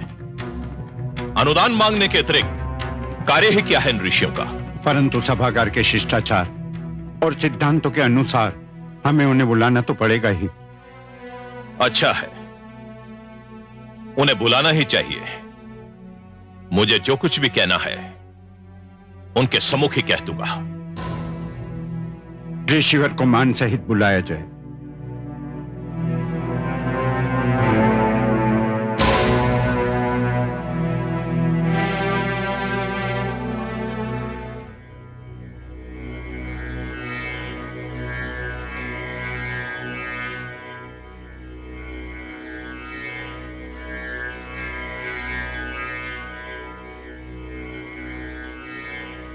प्रणाम महाराज। ऋषि जमदग्नि, हमारे सभागार में आपका स्वागत है। यदि आप हमसे अनुदान मांगने आए हैं तो हमारा उत्तर सुन लीजिए। यह संभव नहीं होगा। मैं अनुदान मांगने नहीं आया हूं। तो फिर क्यों आए हैं यहां? शीघ्र बताइए, हमें राज्य के आवश्यक कार्य भी करने हैं। आया तो मैं आपको कुछ स्मरण कराने, कुछ ध्यान दिलाने, कुछ समझाने के लक्ष्य से था। मुझे ऋषियों के उपदेश की ना तो आवश्यकता है और ना ही उनके लिए मेरे पास समय है। मैं जानता हूं महाराज, और मैं ये भी जानता हूं कि वो सब करना आपका भी समय नष्ट करना है और मेरा अपना भी। इसलिए मैं जिस दूसरे कारणवश यहां आया हूं उसे व्यक्त करना चाहूंगा। आपके आने का दूसरा कारण क्या है? मैं आपका आभार प्रकट करने आया हूं महाराज। आभार? हाँ महाराज, आभार। आपके महामंत्री के आगमन और आपके आदेश ने सारे आश्रम में नए प्राण फूंक दिए हैं। क्या कहना चाहते हैं आप? महाराज, मेरे शिष्यों के प्रयास के फलस्वरूप आश्रम में दूध धान्य की वर्षा हो रही है। नगर के श्रेष्ठ नागरिकों ने और नगर सेवकों ने आश्रम को हर प्रकार की सहायता का आश्वासन दिया है। अब मेरे आश्रम को आपके अनुदान की कोई आवश्यकता नहीं। आप मेरा अपमान करने आए हैं यहां ऋषि जमदग्नि? अपमान? आपके राज्य में आभार को अपमान कहते हैं महाराज। अपनी सीमा में रहो ऋषि जमदग्नि। मैं अपनी सीमा को अच्छी तरह से जानता हूं, परंतु आप अपनी मर्यादा को भूल चुके हैं महाराज, और अपने धर्म को भी। अब भी कुछ नहीं गया है। आप पलट सकते हैं, विनाश के पथ पर अपने बढ़ते हुए पग रोक सकते हैं। तुम मुझे उपदेश देने वाले होते कौन हो? यह उपदेश नहीं है महाराज, मेरा परामर्श है। और यह परामर्श देना मेरा गुरु धर्म है, ऋषि धर्म है, ब्राह्मण धर्म है। तुम मेरी सहनशीलता की परीक्षा ले रहे हो ऋषि जमदग्नि। इससे पहले कि सभागार में कोई अनहोनी हो जाए, चुपचाप यहां से चले जाओ। अनहोनी तो आप कर चुके हैं राजन। भला गौओं की चोरी से बढ़कर अनहोनी क्या हो सकती है? आज तक ऐसा घृणित अपराध किसी ने नहीं किया। परंतु वत्स, गौओं की चोरी से यहां होने वाली बातों का क्या संबंध है? बहुत गहरा संबंध है ऋषिवर। आज जो बातें हो रही हैं उसकी जड़ें चोरी की इसी घटना में हैं। मैं कुछ समझा नहीं वत्स। आपकी गौएं नर्मदा के तट पर शिवालय के पास एक बाड़े में हैं। आप उन्हें वहां जाकर ले सकते हैं। तुम्हें कैसे ज्ञात हुआ? आपने तो इस सत्य को छिपाने का बहुत प्रयत्न किया था, किंतु सत्य बहुत देर तक छिपा नहीं रहता राजन। मैं कुछ समझा नहीं वत्स। आपकी गौओं की चोरी महाराज सहस्त्रार्जुन ने करवाई थी। गुरु वशिष्ठ का आदेश है कि आप सर्वप्रथम अपनी गौओं को अधिकार में ले लें।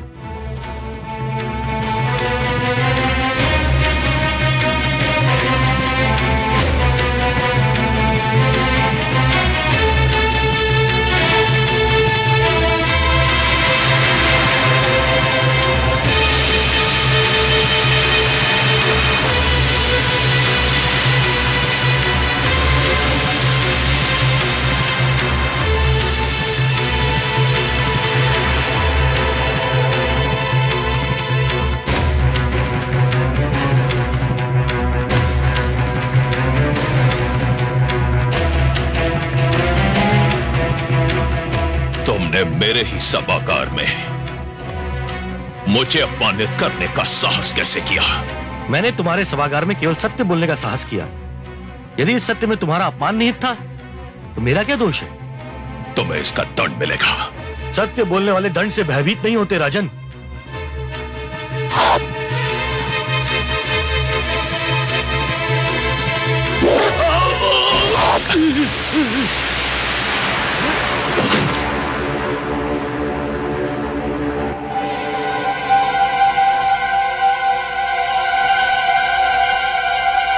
ऋषि जमदग्नि के आश्रम को जलाकर राख कर दिया जाए,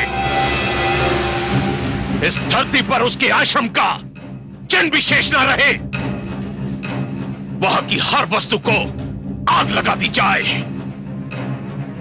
हमारी आज्ञा का पालन किया जाए। जो आज्ञा महाराज।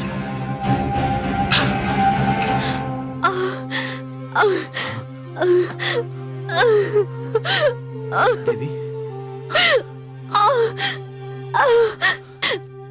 बहुत पीड़ा हो रही है। हाँ स्वामी, पीड़ा पीड़ा बढ़ती चली जा रही है। प्रसव पीड़ा लगती है। धैर्य रखो देवी।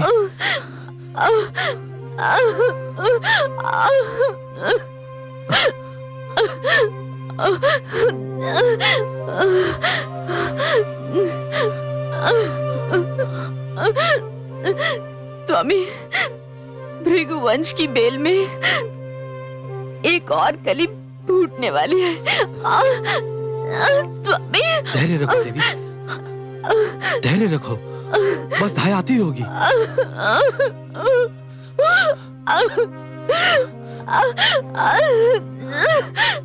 धैर्य रखो।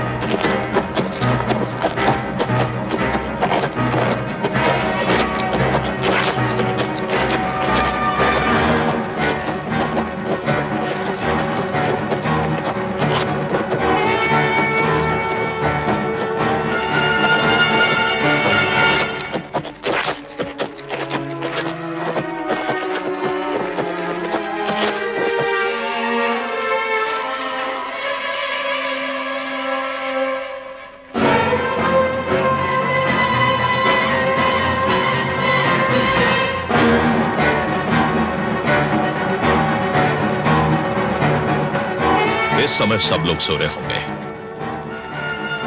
एक एक करके जाओ। एक बात ध्यान में रहे,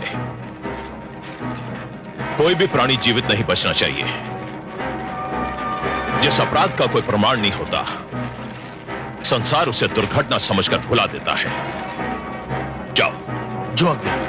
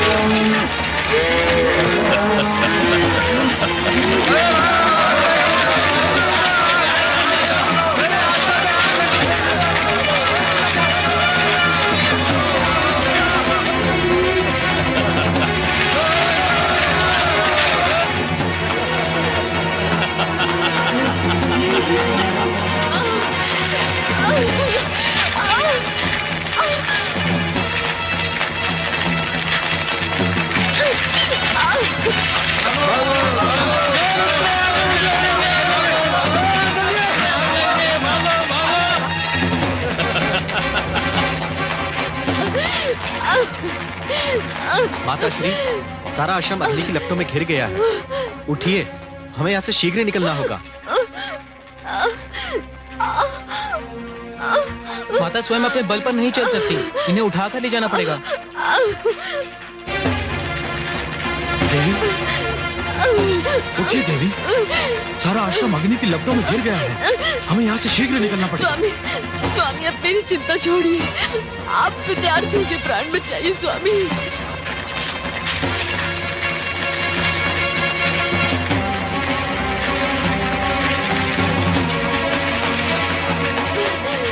आचार्य, आश्रम में लगी अग्नि देखकर धाई यहाँ आते आते लौट गई। ये तो बहुत बुरा हुआ। जाओ शिष्य, तुम उन्हें यहाँ पुनः लाने का प्रयत्न करो, तब तक मैं इन्हें यहाँ से दूर ले जाने की चेष्टा करता हूँ। जाओ, उठिए देवी, उठिए। स्वामी, स्वामी मेरी बात मानिए, इन विद्यार्थियों के प्राण बहुत मूल्यवान हैं। हट मत करो देवी, हट मत करो। स्वामी, स्वामी इन्हें आने वाले कल का भार उठाना है स्वामी, आप जाइए, आप जाइए स्वामी। कैसे जाऊँ देवी, कैसे जाऊँ? मैं तुम्हें इस स्थिति में छोड़कर कैसे जाऊँ? यदि मरना ही है तो एक साथ मरेंगे। उठिए देवी, उठिए।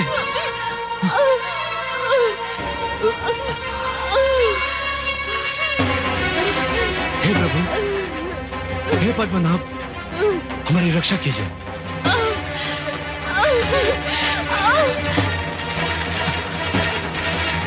शीघ्र चलो शिष्यों, शीघ्र चलो।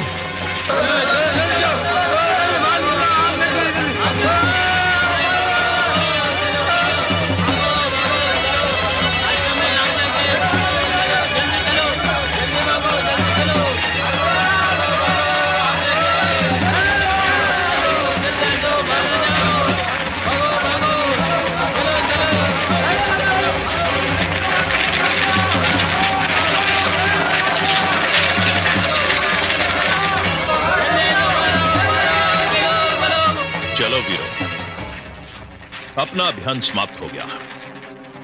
मैंने अपने राज्य में ऋषि कुल और आश्रम शक्ति को जलाकर भस्म कर दिया। चलो।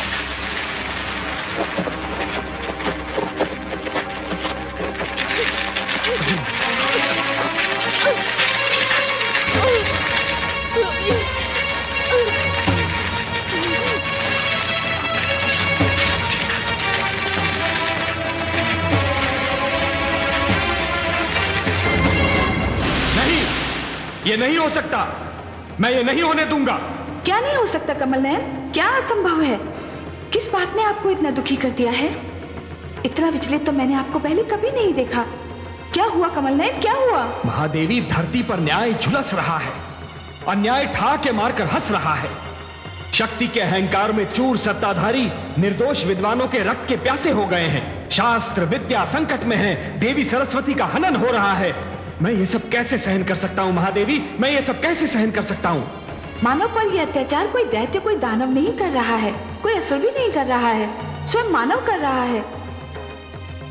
यही तो दुख की बात है महादेवी, यही तो दुख की बात है, और यही विडंबना मुझे विचलित भी कर रही है। हे महादेवी, मानवता के इतिहास का सबसे दुर्भाग्यपूर्ण दिन, सबसे अंधकार से भरा हुआ मोड़ वो होता है जब एक मानव समूह दूसरे मानव समूह के विरुद्ध शस्त्र उठा लेता है। और दुर्भाग्य से वो दिन, वो अंधकार भरा मोड़ आ चुका है महादेवी। मुझे जाना होगा, मुझे जाना होगा महादेवी। परंतु इस बार मैं आपको वियोग का दुख नहीं दूंगा महादेवी। अपने इस अवतार में मैं धरती पर भी रहूंगा और आपके पास भी, क्योंकि मेरा यह अवतार केवल एक अंश अवतार होगा। कमल नयन, मानव उद्धार के लिए यदि आप मुझे वियोग का दुख भी देते तो भी मैं सहन कर लेती। संसार के लिए ये बलिदान देने के लिए मैं तैयार हूं। हे विष्णुप्रिया, आपकी उदार भावनाओं के लिए आपको कोटि कोटि प्रणाम। मुझे जाने की अनुमति दीजिए। परंतु हे कमल नयन, आपने मुझे ये नहीं बताया कि आप अपना अगला पग कहां धरेंगे। महादेवी, मैं धरती और मानव से वचनबद्ध हूं। मैं उस जलते हुए वन में जा रहा हूं महादेवी, जहां ऋषि जमदग्नि की पत्नी देवी रेणुका प्रसव पीड़ा भोग रही है। मैं उनके गर्भ से परशुराम बनकर जन्म लूंगा।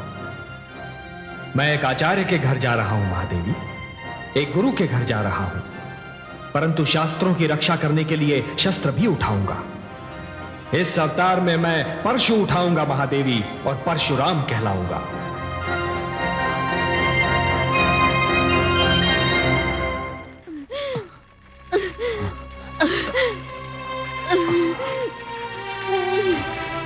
बैठिए देवी।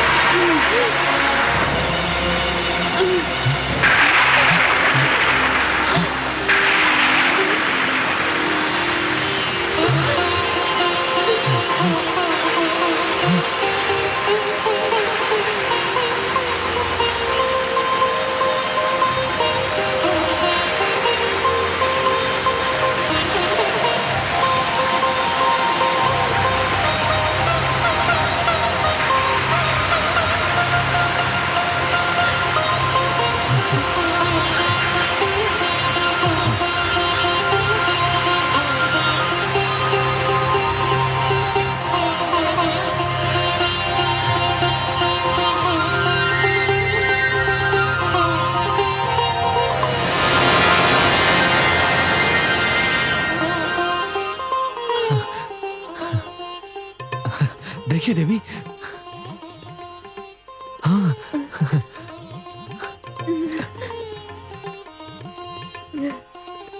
हे प्रभु, आप धन्य हैं प्रभु, धन्य हैं। चलो देवी, अपनी कुटिया में चलते हैं। आइए, संभल कर।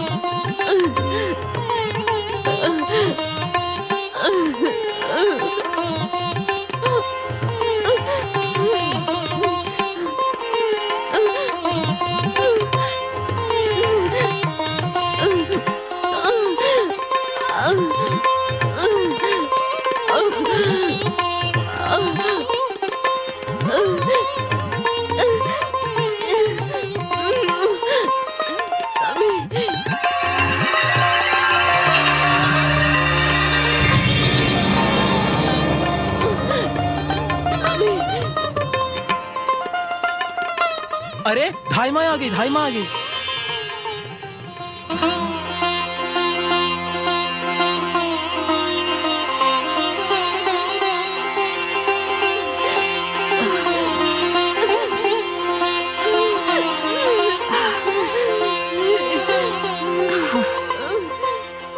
देवी, आप तो वो धाई नहीं है जो आने वाली थी। मैं उसी की छोटी बहन हूँ। वो तो यहाँ से भयभीत होकर भाग गई, किंतु मैंने सोचा कि इस स्थिति में प्रसव पीड़ा भोगती नारी को क्यों ही छोड़ देना उचित नहीं होगा, इसलिए मैं उसके स्थान पर आ गई हूँ। आप तनिक बाहर जाइए, मैं हूँ इनके साथ। जी देवी, धैर्य रखो, सब ठीक हो जाएगा। चलो शिष्यों।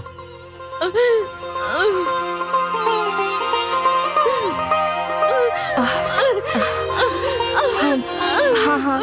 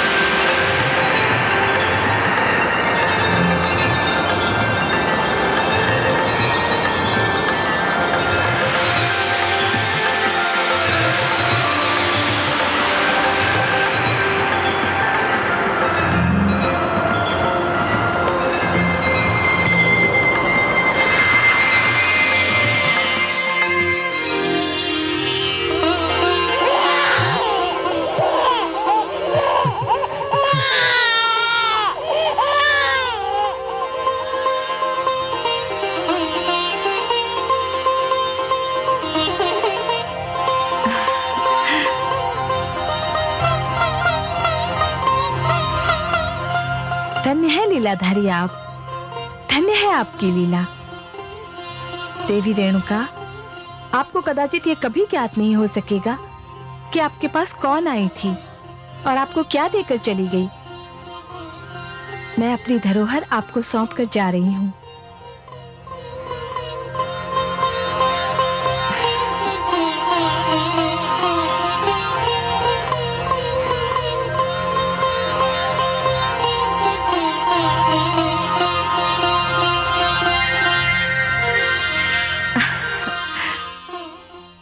बधाई हो ऋषि जमदग्नि, आप और देवी रेणुका अत्यंत भाग्यशाली हैं। आपके वंश में स्वयं नारायण ने जन्म लिया है। धन्यवाद। देवी,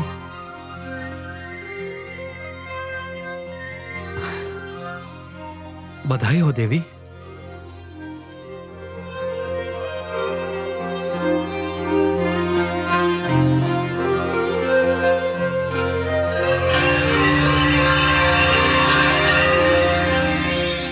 आपने हमारे वंश को एक अनमोल रत्न दिया है। स्वामी, आपको भी बहुत बहुत बधाई। आपने इस बालक के रूप में मुझे एक और आश्रय दिया है। देवी, पता है दाई क्या कह रही थी? क्या? कह रही थी कि ये साक्षात नारायण का अवतार है। और सत्य पूछिए तो जिस परिस्थिति में इस बालक ने जन्म लिया है, मुझे भी पूर्ण विश्वास हो गया है कि ये कोई साधारण बालक नहीं है। स्वामी, आप इस बालक का नामकरण इसी क्षण कर दीजिए। जैसी आपकी इच्छा। हे देवी, ये भृगुवंशी राम कहलाएगा। मेरा राम। और ये उन सब का विरोध करेगा, उन सब का सर्वनाश करेगा जो आश्रम को मिटा देना चाहते हैं। मैं मां हूं, धरती मां, जिस मां के लाल को जन्म देने में सहायता करने के लिए स्वयं माता लक्ष्मी धाय मां के रूप में गगन से धरती पर पधारी हो। उस मां का शिशु कौन होगा और कितना महान होगा, यह बताने की आवश्यकता नहीं। ऋषि जमदग्नि और देवी रेणुका के कुटी में शिशु के रूप में एक ऐसे इतिहास, एक ऐसी कथा ने जन्म लिया जिसकी गूंज अनंत काल तक सुनाई देती रहेगी।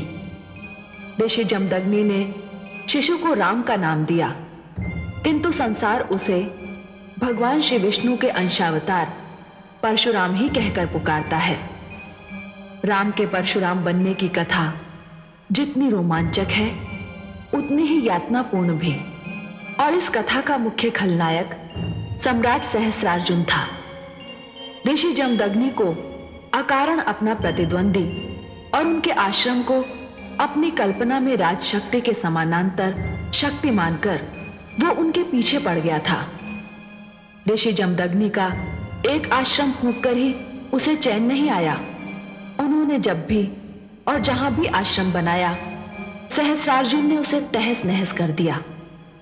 यह सिलसिला चलता रहा और नन्हा परशुराम माता की गोद में सिमटा ये आतंक देखता रहा।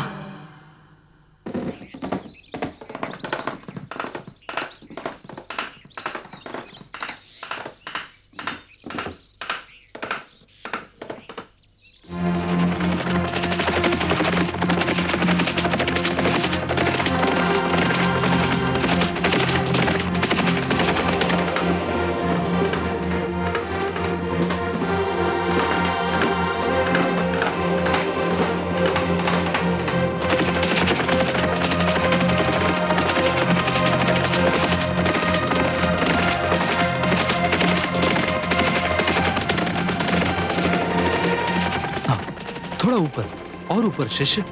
हाँ गुरुदेव, सहस्रार्जुन फिर अपनी सेना लेकर आ रहा है।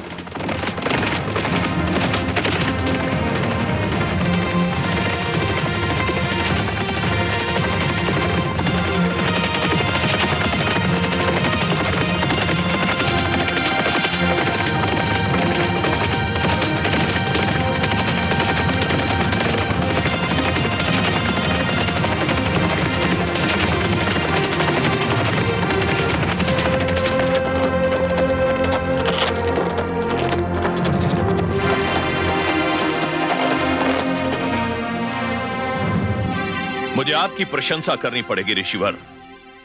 मैं आश्रम जलाते जलाते थक गया हूं। आप आश्रम बनाते बनाते नहीं थके। उसका कारण है राजन। क्या कारण है? आप जिन्हें आश्रम समझते हैं वास्तव में वो आश्रम नहीं है, विद्या और ज्ञान के प्रतीक हैं। और विद्या और ज्ञान ऐसी वस्तुएं हैं जो किसी युग में घटेंगी नहीं, बढ़ती ही रहेंगी। और उनके मिटने का तो प्रश्न ही उत्पन्न नहीं होता। उन्हें मिटाने का प्रयास करने वाले स्वयं थक जाएंगे, जैसे आप थके जा रहे हैं। यह विद्या और ज्ञान के केंद्र नहीं है ऋषि जमदग्नि। यह हम जैसे राजाओं की शक्ति पर प्रतिबंध लगाने के केंद्र हैं। हमारी स्वतंत्रता को समाप्त करने के लिए बनाए गए हैं ये आश्रम। प्रतिबंध तो जीवन का एक नियम है राजन। सूर्य, चंद्रमा, धरती, आकाश, पर्वत सब अपनी अपनी सीमाओं में बंधे हुए हैं। और यदि ये सब अपनी सीमाओं का उल्लंघन कर देना राजन, तो इस समस्त सृष्टि में उथल पुथल मच जाए। हम ऋषिगण आप राजाओं पर अपनी ओर से कोई प्रतिबंध नहीं लगाते। हम तो केवल उनका ज्ञान देते हुए उन नियमों का ध्यान दिलाते हैं जिन्हें युगों से माना जाता है। वे नियम जो ईश्वर ने बनाए हैं और जिन्हें मानव ने स्वेच्छा से स्वीकार किया है। यह आश्रम भी उन्हीं नियमों का प्रचार करते हैं राजन। मुझे अपनी वाणी से मंत्र मुक्त मत कीजिएगा ऋषि जमदग्नि। हम राजा बड़े सोच विचार के बाद इस निष्कर्ष पर पहुंचे हैं कि जो भी हमारी शक्ति को ललकारेगा, जो भी हमारी स्वतंत्रता को आघात पहुंचाएगा, हम उसका विध्वंस कर देंगे। इन आश्रमों का विध्वंस करने के लिए हमने सौगंध खाई है।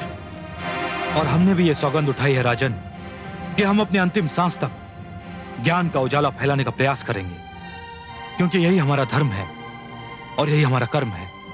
मैं चाहता तो आपका वध कर सकता था ऋषि जमदग्नि, परंतु मैं आपको नहीं, आपकी शक्ति को समाप्त करना चाहता।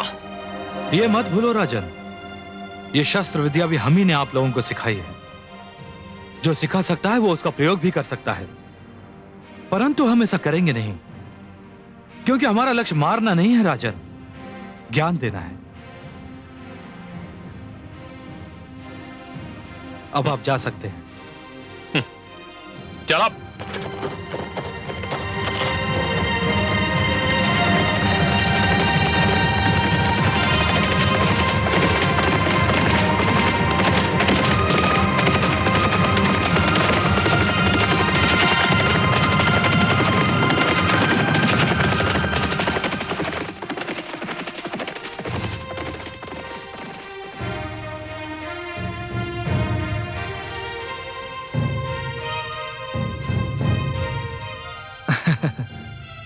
बताता है देवी, ये ऐसा क्यों कर रहा है? बार बार महाराज सहस्त्र अर्जुन का प्रहार हमारे आश्रम पर इससे सहन नहीं हो रहा है ना पुत्र? हाँ स्वामी, जब आप महाराज सहस्त्र अर्जुन के साथ बातें कर रहे थे, उस वक्त इस बालक के मुख पे जो क्रोध था वो देखने योग्य था। इसे फेंक दो, फेंक दो। आ पुत्र, इतने क्रोधित मत हो। क्रोध को अपने मन में समेट कर रखो। कभी कभी जीवन हमसे परीक्षा लेता है और उसी समय हमें धैर्य की आवश्यकता होती है। हमने इन राजाओं को शस्त्र चलाना सिखाया पुत्र, परंतु स्वयं शस्त्र हाथों में लेना हमें शोभा नहीं देता, क्योंकि हमारा कर्म शस्त्र और ज्ञान का प्रचार करना है।